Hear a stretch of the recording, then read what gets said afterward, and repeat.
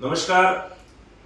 आज sigma Holmes के managing director के रूप में नहीं, एक रियल एस्टेट कंसल्टेंट एक्सपर्ट के रूप में रियल एस्टेट का जो बिजनेस करते हैं उन लोगों के लिए कि रियल एस्टेट की इंस्टीट्यूशंस, रियल एस्टेट के ब्रोकर हाउस और रियल एस्टेट के जो अब एक नई दुनिया जो सिग्मा होम्स जैसे लोग हैं जो रियल एस्टेट का एक प्लेटफॉर्म है, रियल एस्टेट के लोगों को किस तरह से अपने रिक्रूटमेंट करने चाहिए।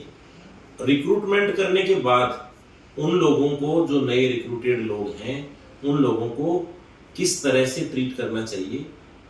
क्या ये हमारी जिम्मेदारी नहीं है जिस व्यक्ति को हमने रिक्रूट किया उसको सक्सेस कराएं, और क्या जो रिक्रूटेड व्यक्ति है उसकी जिम्मेदारी नहीं है कि उस सिस्टम का फायदा उठा करके और रियल एस्टेट में सक्सेस हो। आप इस विषय को लेकर के हमारी एचआर अन्नू जी और हमारे साथ सीनियर लीडर सूरज चोपड़ा जी विराजमान हैं। तो सबसे पहले मैं अन्नू जी से बोलूंगा कि आप एक बार इस बारे में बताएं कि रिक्रूटमेंट में क्या क्या एलिजिबिलिटी आप देखती हैं और फिर उसके बाद क्या क्या प्रोसेस अपनाती हैं। फोकस करो। फर्स्ट सबको नमस्ते मेरा।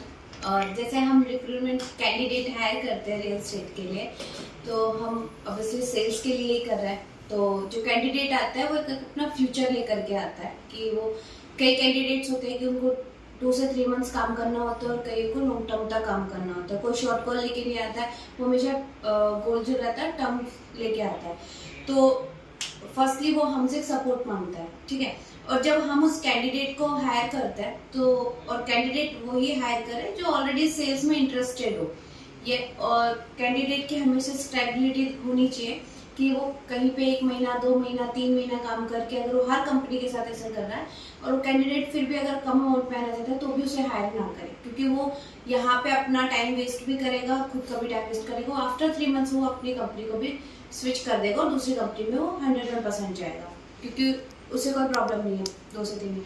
और जो लॉन्ग टर्म तक स्टेबिलिटी कर रहा है तो उसे हम हायर कर सकते हैं। और फर्स्टली उसे जब हायर करें तो फर्स्ट क्वेश्चन होना चाहिए कि आप सिग्मा के बारे में क्या जानते हैं, क्योंकि कैंडिडेट को रीड आउट करके आना इज मैंडेटरी कि कंपनी क्या है। अगर वो रियल एस्टेट या फिर सिग्मा के बारे में नहीं जानता है तो उसे बताए। और जब हम उसे हायर कर लेते हैं 3 दिन के लिए, तो 3 दिन तक हमें जो 1 हफ्ते की जो ट्रेनिंग दी जाती है, 1 हफ्ते की ट्रेनिंग के अंदर सिर्फ उसे 1 घंटा ही ट्रेनिंग काफ़ी है 1 दिन के अंदर। उसमें सिर्फ जो कंपनी के बारे में बताया जाए, हमारी कंपनी कब स्टार्ट हुई, कंपनी में हमारी गुडविल क्या है, कंपनी हमारी किस लेवल तक जाएगी और हमारी कंपनी किस लेवल से किस लेवल तक आई है, ठीक है। और उसका हमारी कंपनी में क्या फ्यूचर और हमारी कंपनी अदर कंपनी से बेस्ट क्यों है, हमारी कंपनी के अंदर वो अपना लॉन्ग टर्म फ्यूचर कैसे देख सकता है, आफ्टर 5 ईयर वो अपने आप को कहाँ देख सकता है अगर वो लॉन्ग टर्म के लिए आया हुआ है।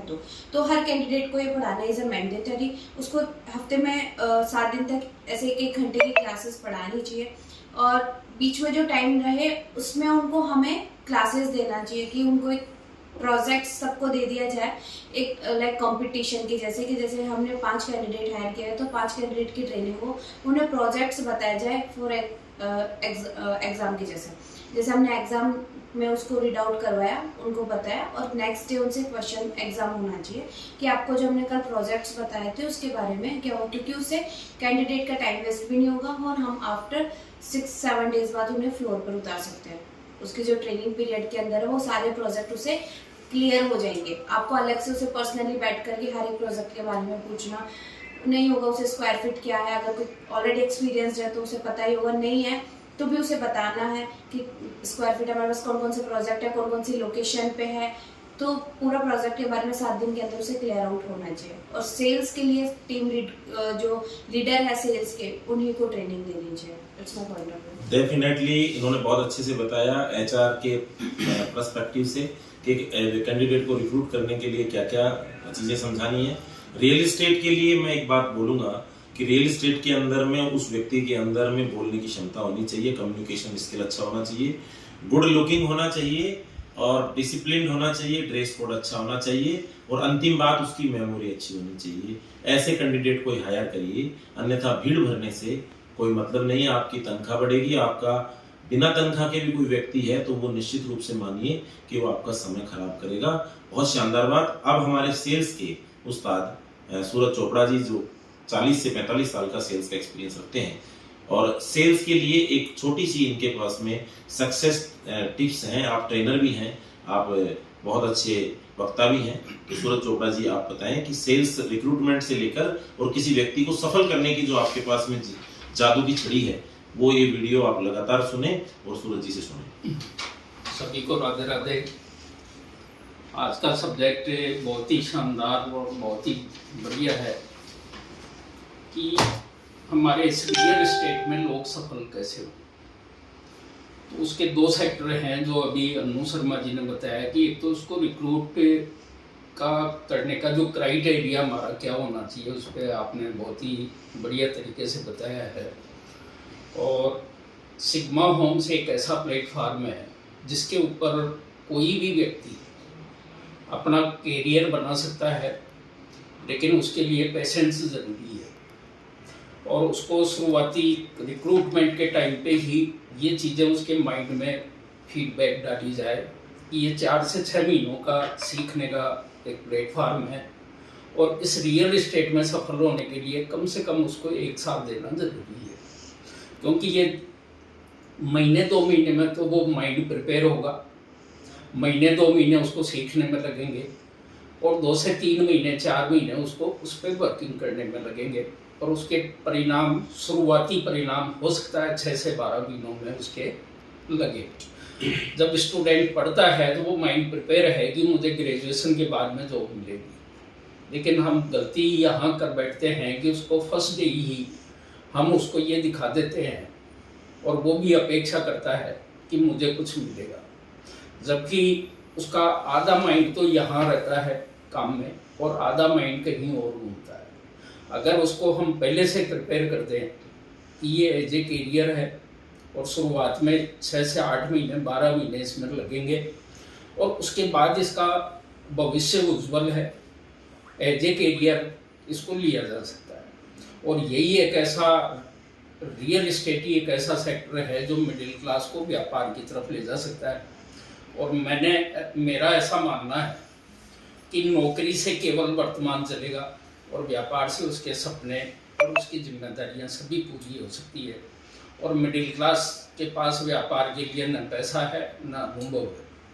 और रियल एस्टेट ही एक ऐसा सेक्टर है जिसमें न पैसा चाहिए न अनुभव चाहिए और ये विशेष तौर से सिग्मा होम्स के अंदर एक सपोर्टिंग सिस्टम है जिसके माध्यम से वो अपना कैरियर बना सकता है। बशर्ते उसको फेथ होना चाहिए और उसको बहरा बनना होगा 1 साल के लिए, क्योंकि जैसे जैसे उसकी सक्सेस जब नज़दीक आती है तो उसको सुनाई ज़्यादा देने लग जाता है और वो सुनना ही उसके लिए नुकसानदायक होता है। तो मेरा ऐसा मानना है कि हम रिक्रूट करें तो शुरुआत में 7 दिन का एक कोर्स डिज़ाइन करें, जल्दीबाजी न करें, क्योंकि हमारे से कुछ गलतियां हो रही है कि हम 1-2 दिन में ही उसको सब कुछ दे देते हैं, तो कुछ तो उसके पल्ले पड़ता है, कुछ उससे छूट जाता है और वो कहीं न कहीं कंफ्यूज होता है। तो शुरुआती 7 दिन हमारा एक ऐसा डिज़ाइन हो कोर्स जो 7 दिन उसको क्या करना चाहिए, उस 7 दिन में हमारे को उसका ये भी पता लग जाएगा कि ये इस इंडस्ट्री के लायक है या नहीं, और लायक है तो उसको आगे हमें उसके आगे के प्रोसेस में उसको लेना चाहिए। बहुत बहुत धन्यवाद जितेंद्र जी ने मेरे को समय दिया। बहुत बहुत धन्यवाद सूरज जी और अनु शर्मा जी, आपने बहुत ही गागर में सागर और एक बहुत शानदार वीडियो बनाया।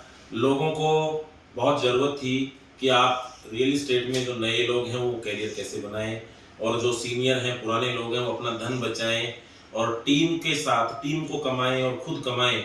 ऐसे मिशन को लेकर के एक वीडियो था जिसमें कुछ हमने कंटेंट आपको दिया है, आपके काम आएगा। धन्यवाद। राधे राधे, नमस्कार।